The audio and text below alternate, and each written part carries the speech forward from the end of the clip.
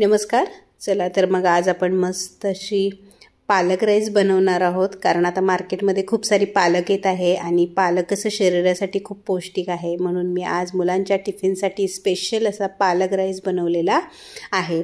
चला मग त्याची रेसिपी स्टार्ट करूया. अशा पद्धतीने मी पालक स्वच्छ धुवून घेतलेला आहे आणि आपल्याला ही अद्रक, लसूण, हिरवी मिरची आणि लसूण हे आपल्याला आता मिक्सरला फिरवून घ्यायचं आहे. अशा पद्धतीने मी तांदूळ घेतलेले आहे, भिजत घातलेले होते.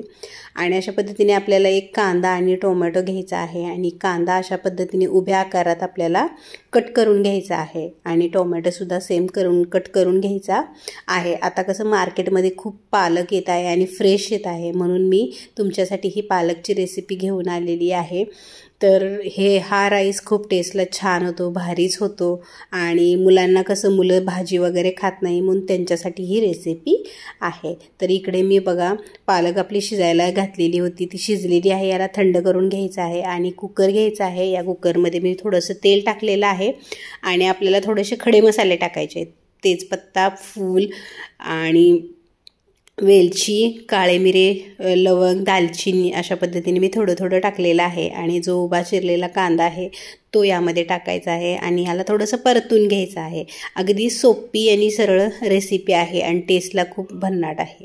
तर त्यानंतर आपल्याला टमाटर टाकायचं आहे आणि त्यानंतर मीठ टाकायचं आहे. त्याच्यामुळं काय होतं, टमाटर छान शिजला जातो.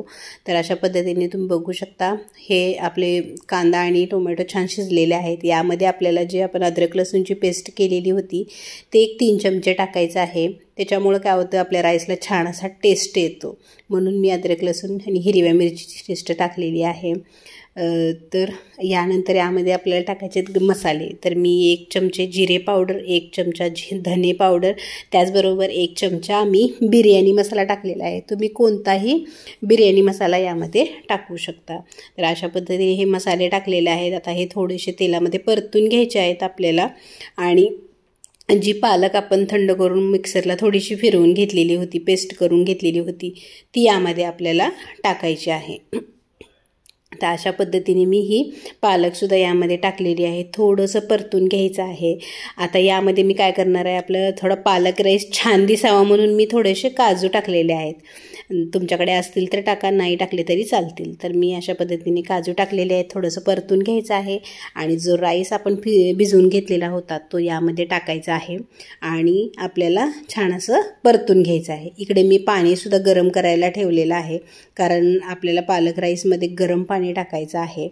तर हे तुम्ही बघू शकता, या मिक्सरच्या भांड्यात पालक थोडा राहिला होता, तर अशा पद्धतीने मी यामध्ये पाणी टाकून मिक्स करून घेतलेला आहे आणि तो टाकलेला आहे. तर यामध्ये आता आपल्याला गरम पाणी टाकायचं आहे. तर तुम्ही बघू शकता अशा पद्धतीने यामध्ये मी गरम पाणी टाकलेलं आहे. जर तुम्ही टेस्ट करून बघू शकता, यामध्ये मीठ वगैरे कमी असेल तर तुम्ही टाकू शकता. तर मी मीठ जास्त टाकलेलं होतं, तर झालेलं आहे.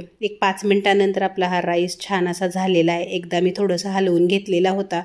किती मस्त असा हा राईस आपला तयार झालेला आहे बघा.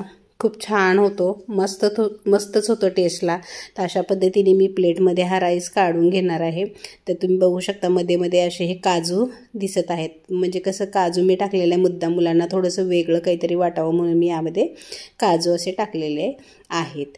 तर आता तुम्ही बघू शकता किती मस्त हा पालक राईस आपला टेस्टला तयार झालेला आहे. तर यावरती तूप टाकून हा राईस तुम्ही खाऊ शकतो, गरम सुद्धा खाऊ शकता. मी तर स्पेशल मुलांना टिफिनसाठी म्हणून हा राईस बनवलेला आहे. कसं माझी मुलं त्यांना खूप आवडतो. तर अशा पद्धतीने मी यावरती कोथिंबीर टाकून हा राईस आता मुलांना टिफिनमध्ये भरून देणार आहे. तर तुम्ही बघू शकता किती मस्त असा हा राईस तयार झालेला आहे आणि हा शरीरासाठी खूप छान पौष्टिक आहे. तर ही पालक राईसची रेसिपी तुम्ही ट्राय करू शकता. तर अशा छान रेसिपीजसाठी माझ्या चॅनलला लाईक करा, शेअर करा आणि सबस्क्राईब करायला विसरू नका. तर अशा पद्धतीने तुम्ही लहान मुलांना टिफिनमध्ये हा राईस देऊ शकता. शरीरासाठी खूप पौष्टिक हा राईस आहे. भेटूया नेक्स्ट रेसिपीमध्ये. थँक्यू.